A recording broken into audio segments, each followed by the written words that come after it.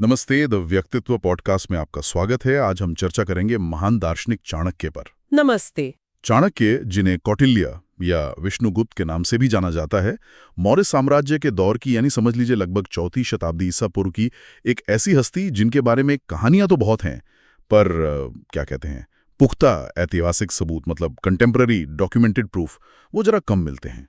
वो एक शिक्षक थे, दार्शनिक, अर्थशास्त्री, जबरदस्त रणनीतिकार और शायद मौर्य साम्राज्य के मुख्य निर्माता भी कह जाते हैं। बिल्कुल सही कहा। उनके जीवन और उनके कामों के बारे में जो हमें ज्यादातर जानकारी मिलती है ना, वो बाद के ग्रंथों से आती है। मतलब उनके समय के सदियों बाद लिखे गए टेक्स्ट से। जैसे 4वीं से 12वीं सदी के बीच के इनमें बौद्ध ग्रंथ हैं जैसे महावंश और उसकी टीका वंशत्थपकासनी, फिर जैन ग्रंथ परिशिष्ट पर्वन, सोमदेव का कथासरित सागर है और विशाखादत्त का वो मशहूर संस्कृत नाटक मुद्रा राक्षस। दिक्कत यह है कि उनके अपने समय का कोई सीधा हिस्टोरिकल डॉक्यूमेंट मिला नहीं है जो उनके होने की या मौर्य साम्राज्य बनाने में उनकी भूमिका की सीधे तौर पर पुष्टि कर सके। इसीलिए उन्हें अक्सर एक सेमी लेजेंडरी फिगर माना जाता है, मतलब आधा इतिहास आधी कहानी। तो आज की इस चर्चा में हम इन्हीं के वंदंतियों, इन्हीं लेजेंड्स और उनसे जुड़ी बातों की गहराई में उतरने की कोशिश करेंगे। समझेंगे कि इन कहानियों के पीछे का चाणक्य कौन था, उनके विचार क्या थे और उनकी विरासत, उनकी लेगेसी आज भी इतनी अहम क्यों है। चलिए इस पे विस्तार से बात करते हैं। तो सबसे पहले ये जो अलग अलग नाम है, चाणक्य, कौटिल्य, विष्णुगुप्त, क्या ये एक ही व्यक्ति थे? पारंपरिक तौर पे तो यही माना जाता है ना? हाँ, ट्रेडिशन तो यही मानती है कि ये तीनों नाम एक ही इंसान के हैं। चाणक्य नाम के बारे में कहा जाता है कि ये उनके पिता चणक के नाम से आया होगा।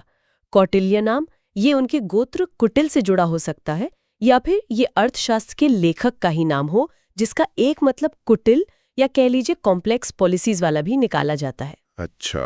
और विष्णुगुप्त नाम ये हमें बाद के लिटरेचर सोर्सेज में मिलता है। जैसा हमने कहा, ऐतिहासिक सबूत कम है, तो हम काफी हद तक इन कहानियों, इन लेजेंड्स पर ही निर्भर हैं।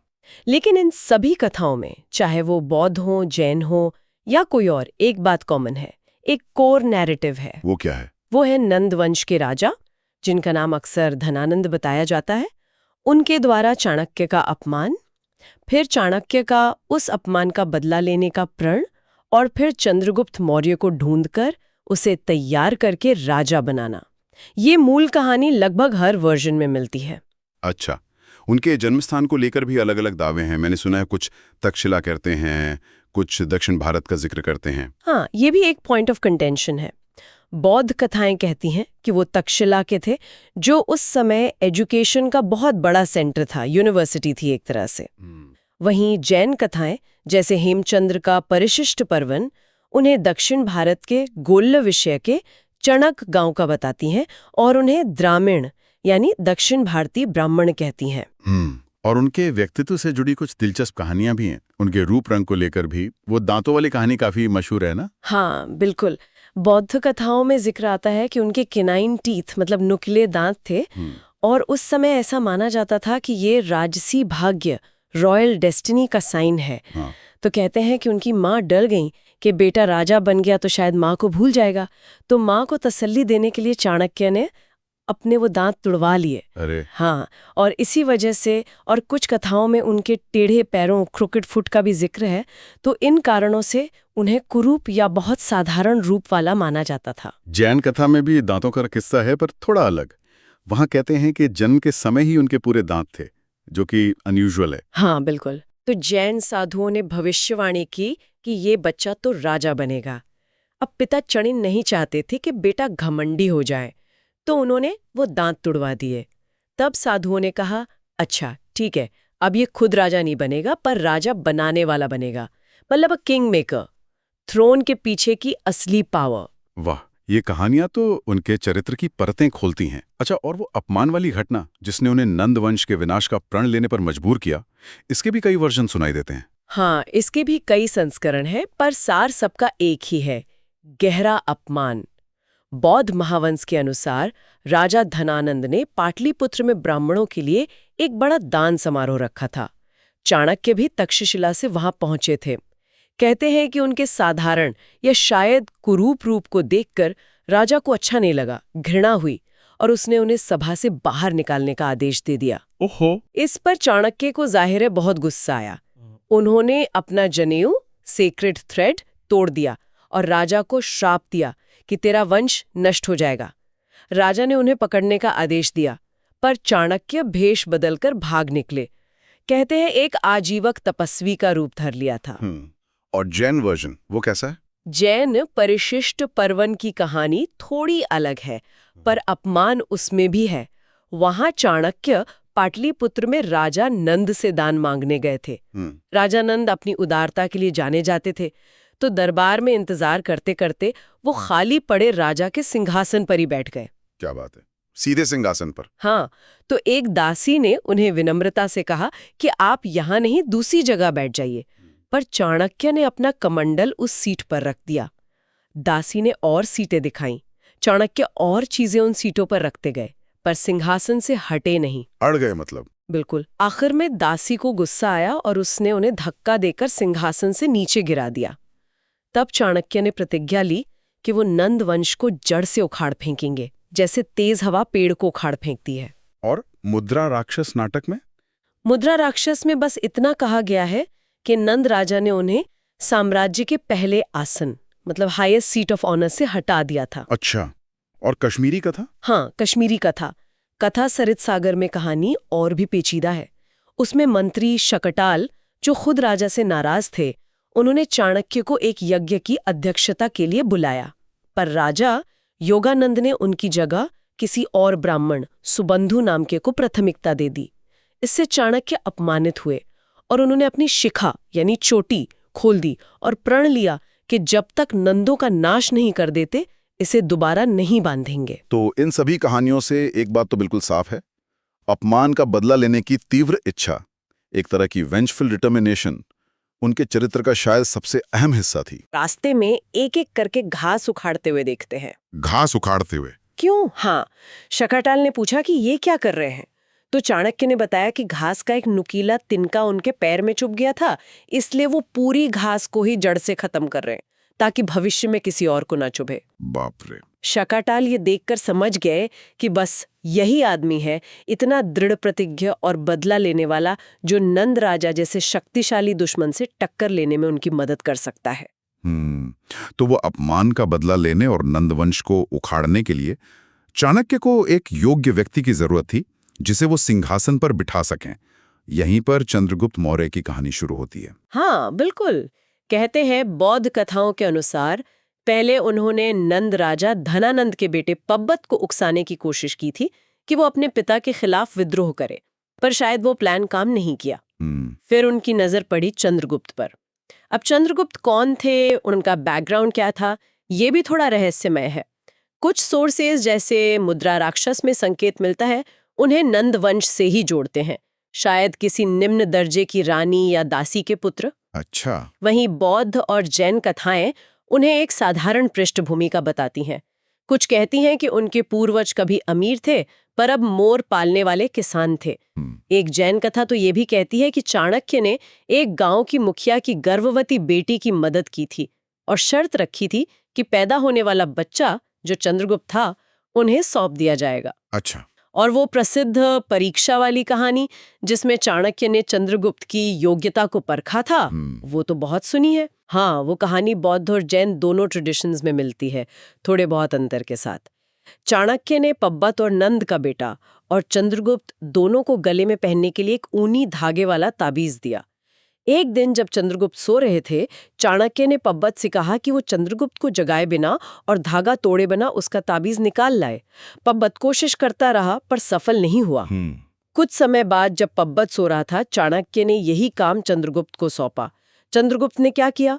उन्होंने एक पल भी नहीं सोचा, पब्बत का सिर काट दिया और ताबीज हासिल कर ली। अरे बाप रे, ये तो बहुत ही कठोर है, पर इससे चाणक्य की सोच का पता चलता है। जी। वो परिणाम चाहते थे, रिजल्ट चाहिए था उन्हें, और ऐसा लीडर चाहते थे जो लक्ष्य पाने के लिए किसी भी हद तक जा सके, चाहे वो कितना भी रूथलेस क्यों ना लगे। एकदम प्रैक्टिकलिटी ओवर एवरीथिंग एल्स। बिल्कुल। उनके लिए शायद ये लीडरशिप क्वालिटी थी, डिसाइसिवनेस थी, लक्ष्य के प्रति समर्पण था। इस घटना के बाद चाणक्य ने अगले 7 से 9 साल तक चंद्रगुप्त को गहन प्रशिक्षण दिया। राजनीति, युद्ध नीति, कूटनीति, हर चीज में पारंगत किया। और माहौल भी देखिए उनके पक्ष में बन रहा था। नंद शासक धनानंद, जैसा बताया, अपनी नीतियों और शायद लालच की वजह से जनता में पॉपुलर नहीं थे। हाँ, और उधर उत्तर पश्चिम भारत में सिकंदर, अलेक्जेंडर द ग्रेट का आक्रमण हुआ था 326 बीसीई में। वो आए और फिर वापस लौट गए। इससे एक राजनीतिक अस्थिरता, एक पॉलिटिकल वैक्यूम सा पैदा हो गया था। हाँ, ये तो बड़ा टर्निंग पॉइंट था इतिहास में। बिल्कुल। और कुछ रोमन इतिहासकार जैसे प्लूटार्क ये भी लिखते हैं कि चंद्रगुप्त युवावस्था में सिकंदर से मिले भी थे, शायद मदद मांगने या स्थिति का जायजा लेने, पर वो मुलाकात अच्छी नहीं रही और उन्हें सिकंदर के कैंप से भागना पड़ा। हालांकि एक ज्यादा लाइकली बात ये लगती है, जैसा कुछ स्रोत इशारा करते हैं, कि चाणक्य की सलाह पर चंद्रगुप्त ने शायद कुछ समय नंद सेना में ही काम किया हो। अच्छा, क्यों? ताकि दुश्मन की सेना, उसकी कमजोरियां, उसकी ताकतें, इन सबको अंदर से समझा जा सके। Intelligence gathering. वाह, ये तो कमाल की स्ट्रैटेजी है। ठीक है, तो चंद्रगुप्त तैयार थे, माहौल भी अनुकूल था। अब सत्ता हासिल करने का रास्ता कैसा था? क्या उन्होंने सीधे राजधानी पाटलिपुत्र पर हमला किया? इसमें भी कहते हैं कुछ शुरुआती असफलताएं मिली थी। हाँ, शुरुआती प्रयास सफल नहीं रहे थे। बौद्ध और जैन कथाओं में एक बहुत ही दिलचस्प कहानी आती है, एक माँ और बच्चे की। हाँ, ये मैंने भी सुनी है, दलिया वाली कहानी। हाँ, वही। बच्चा एक गर्म दलिया या शायद केक खा रहा था। उसने बीच से खाना शुरू किया और उंगली जला ली। तो माँ ने उसे डांटा, अरे मूर्ख, तुम भी चाणक्य की तरह हो, किनारे से खाओ जहां ठंडा है। चाणक्य भी सीधे राजधानी पर हमला कर रहा है, जबकि उसे पहले सीमावर्ती बाहरी इलाकों को जीतना चाहिए। कहते हैं चाणक्य और चंद्रगुप्त ने ये बातचीत सुन ली और उन्हें अपनी गलती का एहसास हुआ। स्ट्रैटेजी का महत्व समझ आया। पहले पेरिफेरी को कंट्रोल करो, फिर सेंटर पर निशाना साधो। ये तो कमाल का सबक था, और वो भी एक आम बातचीत से मिला। तो उन्होंने अपनी स्ट्रैटेजी बदली और फिर गठबंधनों, अलायंसेज और गुप्त योजनाओं का सहारा लिया। हमने सुना है कि उन्होंने पर्वतक नाम के किसी राजा से संधि की थी। हाँ, बिल्कुल। जैन कथा परिशिष्ट पर्वन और नाटक मुद्रा राक्षस में हिमवतकूट यानी हिमालय के किसी क्षेत्र के राजा पर्वतक से गठबंधन का जिक्र है। अच्छा। चाणक्य ने उन्हें वादा किया था कि नंद साम्राज्य जीतने के बाद आधा राज्य उन्हें देंगे। चाणक्य के तरीके बहुत मल्टी डायमेंशनल थे। वो सिर्फ मिलिट्री पावर पर डिपेंड नहीं करते थे, जैसा कि वर्ल्ड हिस्ट्री एनसाइक्लोपीडिया जैसे स्रोत भी बताते हैं। उन्होंने चंद्रगुप्त की मदद साजिशों, जासूसों और राजनीतिक तिकड़मों से की। उनके मेथड्स बहुत विविध थे। अच्छा, क्या क्या तरीके थे उनके, जरा विस्तार से बताइए। हाँ, अगर हम इन लेजेंड्स को देखें तो उनके तरीकों में कई चीजें शामिल थीं। पहला तो जासूसी और षड्यंत्र, ये तो उनका मेन वेपन था। मुद्रा राक्षस नाटक तो पूरा इसी पर बेस्ड है कि कैसे चाणक्य अपने जासूसों के नेटवर्क से दुश्मन मंत्री राक्षस को मात देते हैं। दूसरा, आर्थिक उपाय। भाई, सेना खड़ी करनी है, युद्ध लड़ना है, तो पैसा तो चाहिए। बिल्कुल। तो बौद्ध और जैन कथाओं में जिक्र है कि चाणक्य के पास सोने के सिक्के बनाने की कोई गुप्त तकनीक थी, जिससे वो एक सिक्के से 8 सिक्के बना लेते थे। कितना सच है पता नहीं, पर धन जुटाने की जरूरत तो थी। हाँ, रिसोर्सफुलनेस तो थी। जैन कथा में ये भी है कि उन्होंने अमीर व्यापारियों को घर बुलाया, उन्हें नशा पिलाया और फिर धोखाधड़ी वाले पासों, लोडेड डाइस से जुआ खिलवाकर उनसे पैसा ऐंठा और शाही खजाना भरा। अरे वाह, ये तरीके तो काफी क्वेश्चनेबल है आज के हिसाब से। बिल्कुल। फिर जरूरत पड़ने पर भेष बदलना, वो इसमें भी माहिर थे। कभी आजीवक तपस्वी बन गए, कभी शैव साधु, यहाँ तक कि धोबी बनकर भी उन्होंने इन्फॉर्मेशन जुटाई या दुश्मन को डिसीव किया। मनोवैज्ञानिक युद्ध का भी इस्तेमाल किया, साइकोलॉजिकल वॉरफेयर। हाँ, उसका भी। जैन कथा में एक किस्सा है कि एक मजबूत किला था, उसे जीतना मुश्किल था, तो चाणक्य शैव साधु बनकर शहर में घुस गए। उन्होंने वहां के अंधविश्वासी रक्षकों को यकीन दिलाया कि शहर पर देवी का प्रकोप आने वाला है और ये तभी टलेगा जब मंदिर से 7 माताओं, सप्तमात्रिका की मूर्तियां हटा दी जाएं। अच्छा। जैसे ही रक्षकों ने मूर्तियां हटाईं और जश्न मनाने लगे, चाणक्य की सेना ने उन पर धावा बोल दिया। मतलब लोगों की बिलीफ्स का इस्तेमाल करना अपने फायदे के लिए। ये तो बहुत चालाकी है। और कठोरता, रूथलेसनेस, उसके उदाहरण? हाँ, वो भी भरपूर थे। लक्ष्य के लिए वो कठोर कदम उठाने से हिचकिचाते नहीं थे। बौद्ध कथा के अनुसार एक मछुआरा था जिसने धनानंद के छिपे खजाने का पता बताया था। काम होने के बाद चाणक्य ने उसे मरवा दिया ताकि राज गुप्त रहे। ओहो। जैन और मुद्रा राक्षस कथाओं में आता है कि अपने सहयोगी राजा पर्वतक, जिसे आधा राज्य देने का वादा किया था, उसकी हत्या एक विष कन्या पॉइजन मेडन से करवाई, जिसे चाणक्य ने ही भेजा था। अपने ही सहयोगी की हत्या? हाँ, मुद्रा राक्षस में पर्वतक के भाई वैरोधक की हत्या का भी जिक्र है। एक विजय जुलूस के दौरान जानबूझकर एक मेहराब आर्च गिराकर उसे मार दिया गया और इल्जाम नंद के वफादार मंत्री राक्षस पर डाल दिया गया। जैन कथा में एक और उदाहरण है। जब नंद के वफादारों का सफाया करना था तो चाणक्य ने ये जिम्मेदारी उस जुलाहे को दी जो अपने घर के जिस हिस्से में कॉकरोच होते थे उस पूरे हिस्से को ही जला देता था। मतलब दुश्मन का समूल नाश करने वाला चाहिए था उन्हें। बाप रे, ये तरीके तो वाकई चरम पर। और फिर मुद्रा राक्षस के वो जटिल षड्यंत्र, वो नाटक तो चाणक्य की स्ट्रेटेजिक जीनियस का बेहतरीन उदाहरण है। कैसे वो नंद के बहुत योग्य और वफादार मंत्री राक्षस को हराने के लिए जासूसों का जाल बिछाते हैं। राक्षस की पत्नी से अनजाने में गिरी हुई उसकी अंगूठी, उसकी मुद्रा का इस्तेमाल करके परवर्तक के बेटे मलय केतु को राक्षस के खिलाफ भड़काते हैं, नकली चिट्ठियां लिखवाते हैं, अपने ही जासूसों से झूठी लड़ाई का नाटक करवाते हैं और अंत में राक्षस को ऐसी स्थिति में ला देते हैं कि उसे चंद्रगुप्त का मंत्री बनना स्वीकार करना पड़ता है ताकि उसकी योग्यता का लाभ मौर्य साम्राज्य को मिले, दुश्मन के हाथ न लगे। ये सब सुनकर तो वाकई लगता है कि उनके लिए नैतिकता से ज्यादा महत्वपूर्ण परिणाम थे। लक्ष्य साधनों को सही ठहराता है, एंड्स जस्टिफाई द मीन्स वाली सोच। ये काफी हद तक मैकियावेली जैसा लगता है, हालांकि मैकियावेली तो बहुत बाद में हुए। हाँ, ये तुलना बिल्कुल की जाती है। चाणक्य की कहानी और खासकर अर्थशास्त्र वो एक ऐसी राज व्यवस्था की तस्वीर पेश करते हैं जो आइडियलिस्टिक नहीं बल्कि बेहद रियलिस्टिक है, यथार्थवादी है, जहां राज्य की सुरक्षा, स्टेट सिक्योरिटी और एक्सपेंशन सबसे ऊपर है। चलिए अब उन रचनाओं की बात करते हैं जिनका श्रेय चाणक्य को दिया जाता है। सबसे प्रमुख है अर्थशास्त्र। ये आखिर है क्या चीज? अर्थशास्त्र जो है वो स्टेट क्राफ्ट यानी शासन कला, इकोनॉमी, मिलिट्री स्ट्रैटेजी, कानून और डिप्लोमेसी पर एक असाधारण रूप से डिटेल्ड और प्रैक्टिकल ग्रंथ है। इसे आप एक तरह से राजा या शासक के लिए इंस्ट्रक्शन मैनुअल कह सकती हैं। अच्छा, मैनुअल। हाँ, इसमें टॉपिक्स की एक बहुत वाइड रेंज है, जैसे राजमंडल सिद्धांत जो पड़ोसी राज्यों, मित्र, शत्रु, तटस्थ इनके साथ रिलेशंस को समझने का एक मॉडल है। एक बहुत डिटेल्ड एस्पियनाट सिस्टम यानी जासूसी प्रणाली का वर्णन है। टैक्स कैसे लगाएं, कृषि और व्यापार को कैसे प्रमोट करें, फौजदारी और दीवानी कानून क्या हों, अपराधियों को क्या सजा मिले, किले कैसे बनाएं, उनकी रक्षा कैसे करें, सेना को कैसे ट्रेन करें।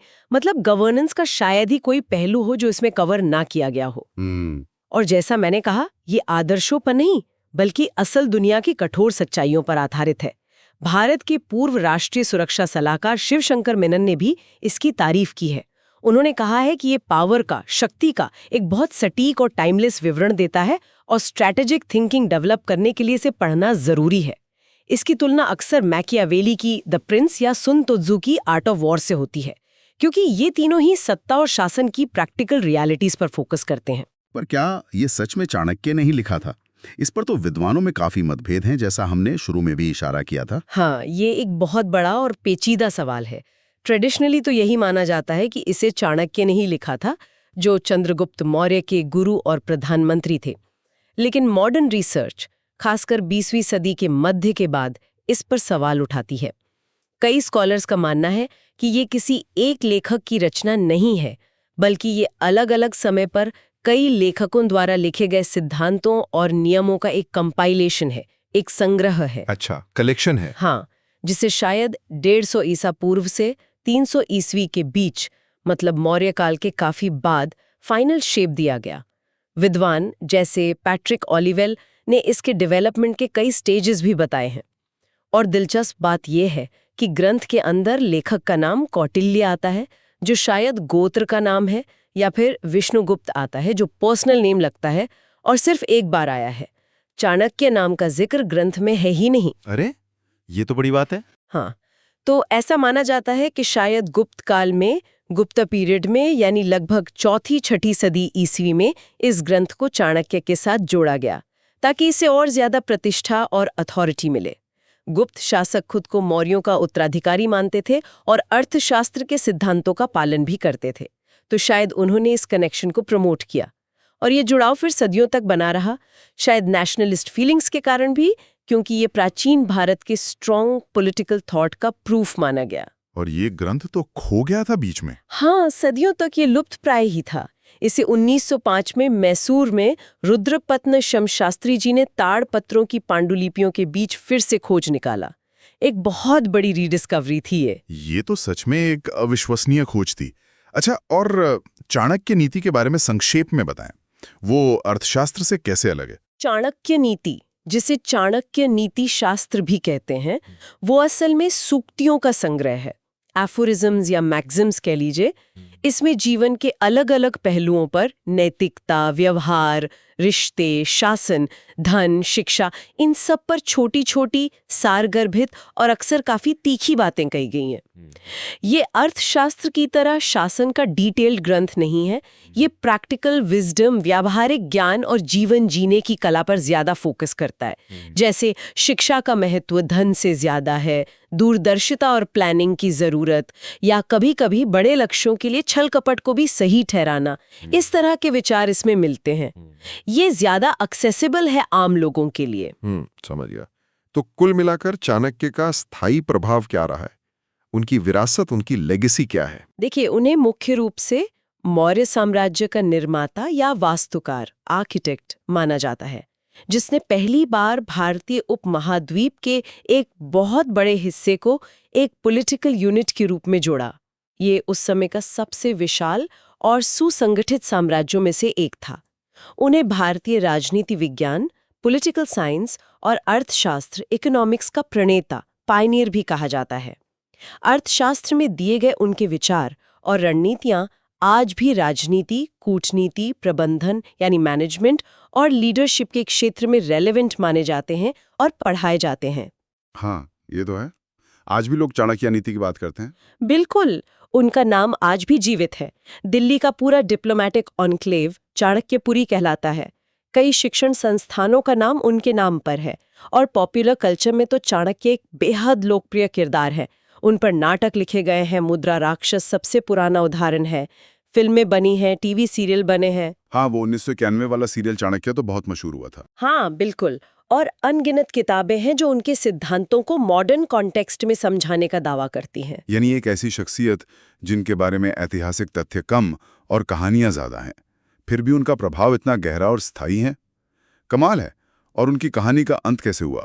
क्या वो भी उतना ही रहस्यमय है जितना उनका जीवन? हाँ, उनके अंत को लेकर भी अलग अलग रिवायतें हैं, अलग अलग वर्जन्स हैं।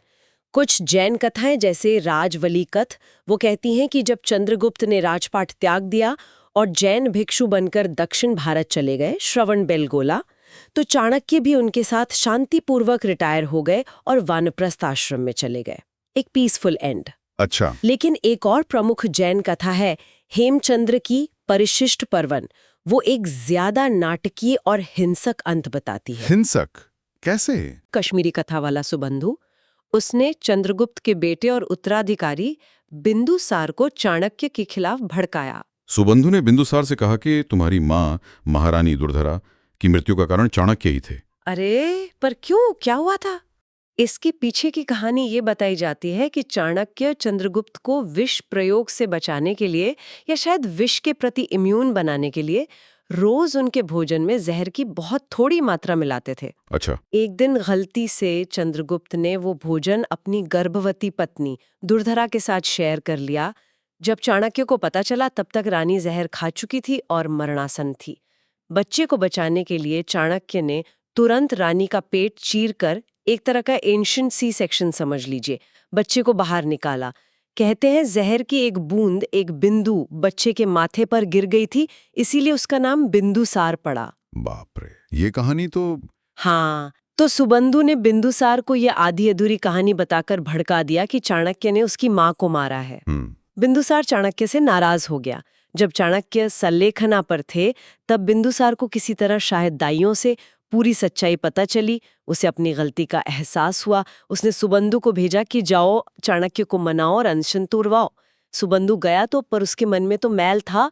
उसने मनाने का नाटक करते हुए चुपके से चाणक्य की कुटिया में आग लगा दी, जिससे चाणक्य जलकर मर गए। क्या जिंदा जला दिया? हाँ, इस कथा के अनुसार। बाद में सुबंधु ने चाणक्य के घर पर कब्जा कर लिया। वहां उसे एक संदूक मिला जिस पर कई ताले लगे थे। उसने सोचा खजाना होगा। ताले तोड़े तो अंदर से सुगंधित इत्र निकला और एक भोजपत्र। भोजपत्र पर लिखा था कि जो इसे सूंघेगा उसे या तो भिक्षु बनना पड़ेगा या मरना होगा। जैसे ही सुबंधु ने इत्र सूंघा, उसे मौत से बचने के लिए अनिच्छा से भिक्षु बनना पड़ा। वाह, क्या अंत है कहानी का। तो हाँ, उनका अंत भी रहस्य और नाटकीयता से भरा हुआ है। जाते जाते एक विचार हमारे श्रोताओं के लिए सोचने को। हाँ, यहाँ एक दिलचस्प सवाल ये उठता है। अर्थशास्त्र और चाणक्य की कहानियों से जो मॉडल उभरता है वो काफी हद तक लक्ष्य साधनों को उचित ठहराता है, ends justify the means वाला है। अब सोचिए, अगर एक स्थिर, समृद्ध और प्रभावशाली साम्राज्य जैसे मौर्य साम्राज्य, जिसे हम ऐतिहासिक रूप से महत्वपूर्ण और पॉजिटिव मानते हैं, अगर उसकी नींव ऐसे तरीकों पर रखी गई हो जिन्हें आज हम शायद क्रूर, अनैतिक या छल कपट भरा मानेंगे, जैसे जासूसी, हत्याएं, धोखा, तो हम उस लेगेसी का मूल्यांकन, उसका असेसमेंट कैसे करें? क्या महान उपलब्धियों के लिए अपनाए गए साधनों की मोरालिटी पर सवाल उठाना जरूरी है, या सिर्फ परिणाम, रिजल्ट ही अंतिम सत्य है? क्या अच्छाई वास्तव में बुराई से जन्म ले सकती है? ये सवाल सिर्फ इतिहास के लिए नहीं है, आज की राजनीति, बिजनेस, यहाँ तक कि हमारे निजी जीवन पर भी लागू होता है। सोचने वाली बात है। बिल्कुल, एक गहरा सवाल छोड़ा है आपने। Okay, so we hope you liked our today's discussion. For more such discussions on geopolitics topics, subscribe to our channel. धन्यवाद।